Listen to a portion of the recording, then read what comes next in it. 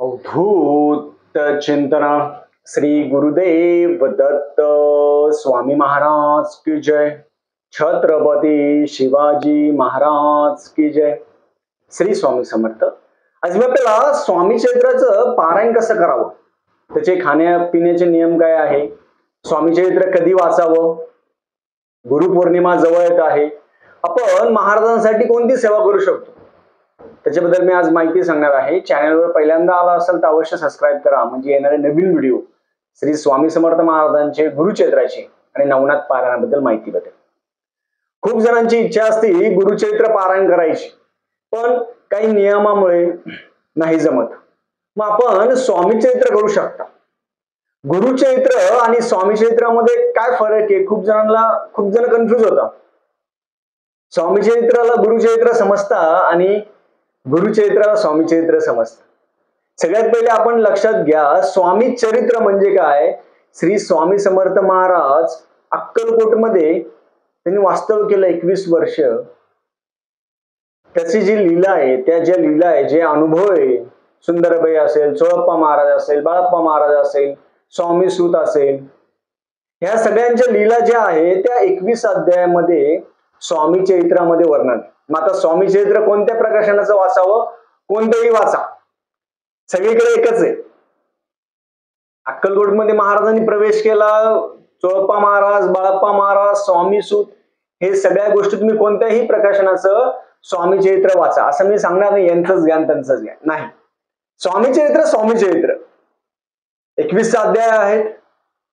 आणि मग गुरुचरित्र म्हणजे काय, गुरुचरित्रामध्ये दत्त महाराज, नरसिंह सरस्वती महाराज, गाणगापूर असेल, पिठापूर, कुरोपूर, नरसोबाची वाडी, महाराजांनी दत्त महाराजांच्या लीला केलेल्या आहे गाणगापूरमध्ये, त्या लीला सगळे वर्णन हे गुरुचरित्रामध्ये आहे। गुरुचरित्र 52-53 अध्यायाचं गुरुचरित्र आहे आणि स्वामी चरित्र 21 अध्यायाची छोटी पोथी आहे।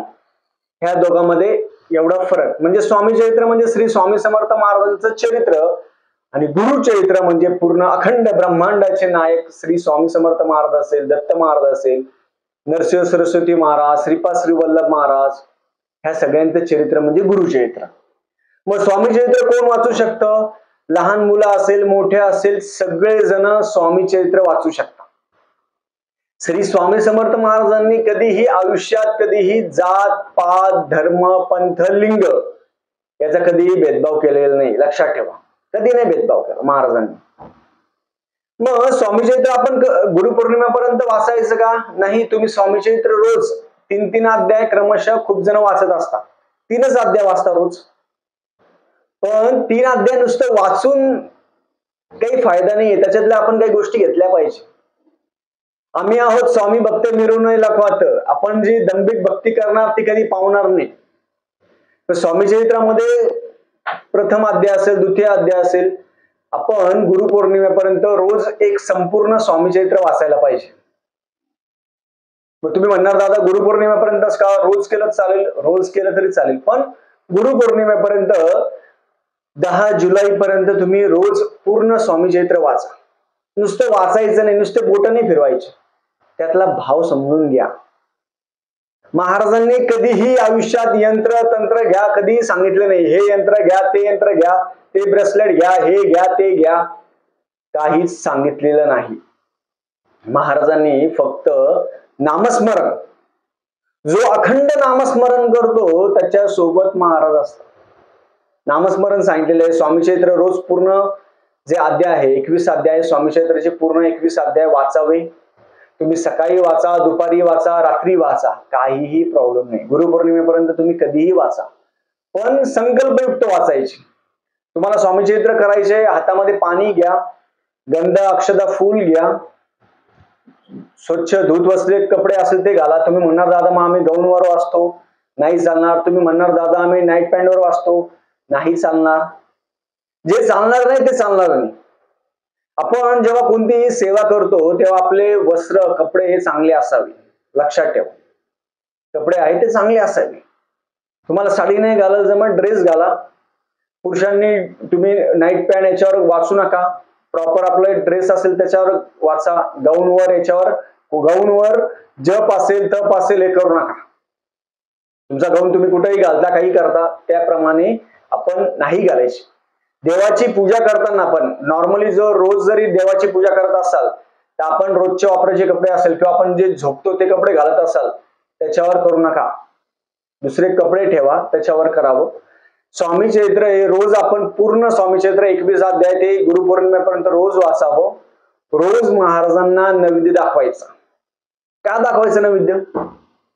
महाराजांना आपण जे जेवणार आहे वरण भात भाजी पोळी असेल काही असेल, तुम्ही जे भाजी भाकरी खाणार ते महाराजांना रोज नैवेद्य दाखवा.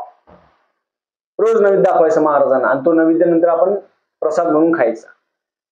स्वामी चरित्राचं आपल्याला अनुष्ठान करायचं असेल तर आपल्या हातामध्ये पाणी घ्या, गंधा अक्षता फूल घ्या, तुमचं नाव घ्या, गोत्र घ्या.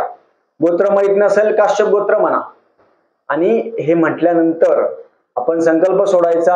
आपली काही इच्छा असेल, लग्न, नोकरी, संतान प्राप्ती, सुख शांती किंवा आध्यात्मिक प्रगतीसाठी तुम्ही संकल्प सोडू शकता. असं म्हणून पाणी सोडून द्यायचं. रोज दिवसभरात तुम्हाला कधीही जमेल, जेव्हा जमेल तेव्हा एक वेळ फिक्स करा किंवा तुम्हाला दिवसभरात जेव्हा जमेल तेव्हा 21 अध्याय पूर्ण स्वामी चरित्र वाचण्याचा प्रयत्न करा. तुम्ही म्हणणार दादा आम्ही सकाळी 7 अध्याय वाचतो, दुपारी 7, नंतर 7, तसं पण चालतं. तुम्ही दिवसभरात तुम्हाला जसं वाचता येईल तसं तुम्ही वाचा. हे स्वामी चरित्राचं अनुष्ठान आपण करायला पाहिजे. 20 दिवसाचं करा, 21 दिवसाचं करा, 51 दिवसाचं करा. जितके दिवसाचं करणार तितके दिवस तुमचं स्वामी चरित्र पूर्ण होणार. 20 दिवसाचं केलं तर 20 स्वामी चरित्र तुमच्या नावावर होणार. आणि आपण स्वामी चरित्र केल्यानंतर ते लिहून ठेवायचं. स्वामींना आवडणारं स्वामी चरित्र अनुष्ठान हे साधं आणि सोपं आहे. त्याला पूजा मांडण्याची गरज नाही, त्याला वेळ काढायची बंधन नाही. तुम्ही म्हणणार दादा आम्ही प्रवास करतो, प्रवासात वाचा, चप्पल बूट काढा आणि प्रवासात वाचा, काही प्रॉब्लेम नाही, वाचा. प्रवासामध्ये वाचा, घरी वाचा. फक्त स्वामी चरित्र वाचन करत असताना पोथी हातामध्ये घेऊन वाचू नका. तुम्ही प्रवासात वाचत असेल तर ठीक आहे, पण घरी वाचत असाल तर पोथी हातामध्ये घेऊन वाचायची नाही. प्रॉपर पाठ ठेवा, दिवा धूप दीप चालू ठेवा घरी वाचत असेल तेव्हा. स्वामी चरित्र वाचन करत असताना टीव्ही बघायचं नाही. स्वामी चरित्र वाचन करत असताना कोणाशी गप्पा मारायच्या नाही. स्वामी चरित्र वाचन करत असताना कोणाशी बोलायचं नाही. हे साधे साधे नियम. महाराजांना आवडणारं स्वामी चरित्राचं अनुष्ठान खूप छान आहे. त्याच्यामध्ये प्रत्येक अध्यायामध्ये वर्णन आहे, महाराजांची लीला आहे. महाराजांनी अक्कलकोट मध्ये प्रवेश केला, चोळप्पा महाराजांच्या प्रथम घरी गेले. सगळ्यात पहिले महाराज, सगळ्यात प्रथम महाराज चोळप्पा महाराजांच्या घरी गेले.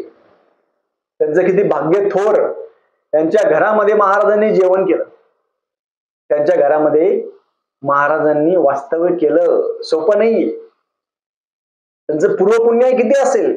पूर्वपुण्य होती गाठी म्हणून घडली स्वामीराज भेटी. महाराजांची भेट घडायला आपलं पूर्व पुण्य पाहिजे. आयरे गेरे कोणालाही महाराज समजत नाही. फक्त महाराज आम्ही महाराजांची सेवा करतो, आम्ही महाराजांची सेवा करतो, आम्ही 50 वर्षापासून महाराजांची सेवा करतो म्हणजे तुम्ही खूप मोठे नाही झाले. तुमची अवकात नाहीये, माझी तर अवकात नाहीये. महाराजांची इच्छा आहे म्हणून महाराज आपल्याकडून सेवा करून घेतात. नाही तर आपण कोणी करणारे कोण नाही हो, आपण नाही. आपली इच्छा व्हायला पाहिजे स्वामी चरित्र वाचायची. तुम्ही स्वामी चरित्राचं अनुष्ठान आयुष्यामध्ये एकदा तरी करा. साधं सोपं आहे. तुम्हाला रात्री जमलं रात्री स्वामी चरित्र वाचा.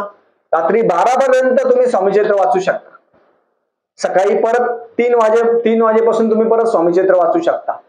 असं कोणीच म्हणणार नाही की दादा आम्हाला वेळ भेटत नाही जॉबमुळं बिझनेसमुळं. तुम्ही दिवसभरात कधीही स्वामी चरित्र वाचा. फक्त गुरुपौर्णिमा आहे म्हणून स्वामी चरित्र वाचायचं का? नाही, रोज स्वामी चरित्र वाचायला पाहिजे. स्वामी चरित्रामध्ये एक वर्णन आहे. जेव्हा बडोद्याला महाराजांना घेऊन जायचं होतं, चोळप्पा महाराजांना कोणी सांगितलं आम्ही तुम्हाला द्रव्य देतो, महाराजांना पालखीत बसवा आणि बडोद्याला घेऊन या. पालखी दिली, राजांनी सगळं केलं. पण महाराजांची इच्छा नव्हती. महाराज म्हटले की त्यांच्या मनात आमच्याविषयी भाव नाहीये. म्हणजे बरोबर आहे, ज्यांच्याविषयी भाव नसेल तिथे जाऊन फायदा. त्यांनी सप्ताला ब्राह्मण बसवले, गुरुचरित्र वाचन केलं, सगळं केलं, गाव जेवण घातलं. पण महाराज बडोद्याला गेले नाही. का बरं नाही गेले? दांभिक भक्ती महाराजांना आवडत नाही. दांभिक भक्ती म्हणजे काय? दिखाऊपणा. महाराजांची मूर्ती आमच्याकडे एवढी आहे, महाराजांची मूर्ती आमच्याकडे एवढी आहे, आम्ही रोज महाराजांच्या पादुका आमच्याकडे आहे. ही दांभिक भक्ती महाराजांना आवडत नाही. नाही आवडत. जो साधा भक्त आहे, जो सतत नामस्मरण करतो, जो रोज स्वामी चरित्र वाचतो, जो महाराजांना 2 टाइम जेवण देतो म्हणजे काय आपली अवकात नाही हो. महाराज अखंड ब्रह्मांडाचे नायक चालक पालक महाराज आहे. तेच आपल्याला बुद्धी देता म्हणून आपण त्यांना नैवेद्य दाखवतो. आणि ज्या घरामध्ये रोज नैवेद्य होत असेल, ज्या घरामध्ये जे रोज तुम्ही करणार भाजी भाकरी ते महाराजांना दाखवत असाल आणि तोच प्रसाद तुम्ही घेत असाल, त्या घरामध्ये कधीही रोगराई, व्यसन, त्या घरामध्ये वादविवाद, भांडणं कधीही होत नाही.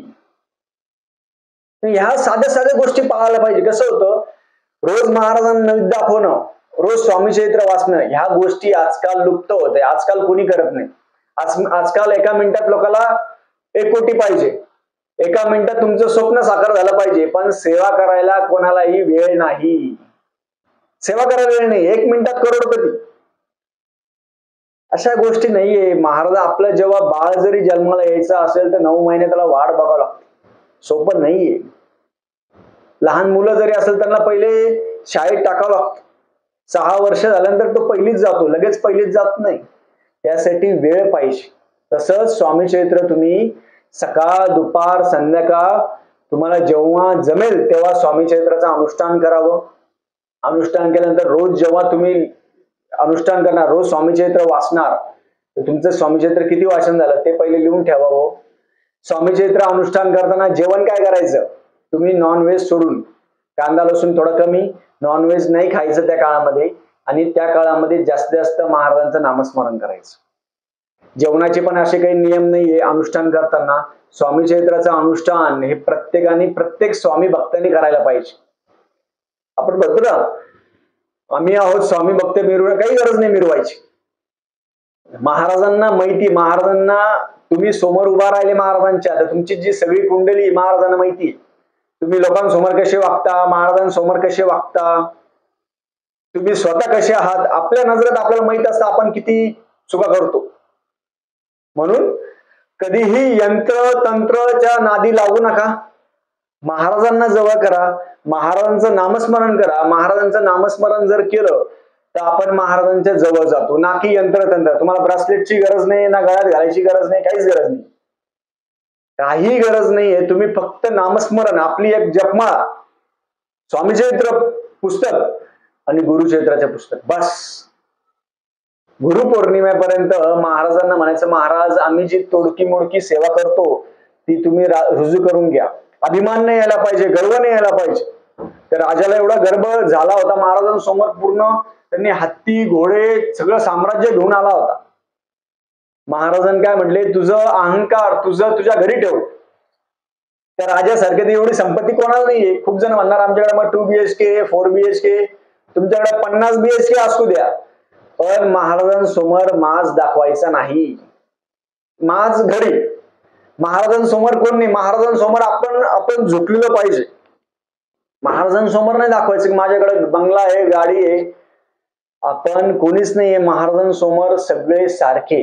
खूप जण जे माज दाखवतात ना त्यांच्यासाठी होतं हे, की नाही राजापेक्षा आपण कमीच हो. म्हणून महाराजांसमोर माज दाखवायचं नाही. महाराजांसमोर विनम्र व्हायचं. महाराजांना म्हणायचं, महाराज आम्हाला काही नको, आमच्याकडून फक्त तुम्ही सेवा करून घ्या. काय होतंय आजकाल, सेवा राहती बाजूला, बाकीच्याच गोष्टी जास्त चालू आहे. म्हणून सगळ्यांनी स्वामी चरित्राचं अनुष्ठान गुरुपौर्णिमेपर्यंत अनुष्ठान करावं. कितीच तुमचे स्वामी चरित्र झाले ते मला गुरुपौर्णिमेच्या दिवशी आपण एक व्हिडिओ करणार आहे, तेव्हा प्रत्येकाने मला सांगावं की तुमचं किती स्वामी चरित्र झाले. आपण तेव्हा सगळ्यांना सांगू. जी झालेली सेवा आपण महाराजांच्या चरणाजवळ ठेवूया. प्रत्येकाने स्वामी चरित्र पारायण अनुष्ठान करायचा प्रयत्न करावा. प्रत्येकाने स्वामी चरित्र वाचावं, त्यातून काही बोध घ्यावा आणि महाराजांच्या जवळ जायचा प्रयत्न करावा. नामस्मरणानेच महाराजांच्या जवळ जाणार आपण, बाकी कशानेच नाही. झालेली सेवा मी महाराजांच्या रुजू करतो. श्री स्वामी समर्थ.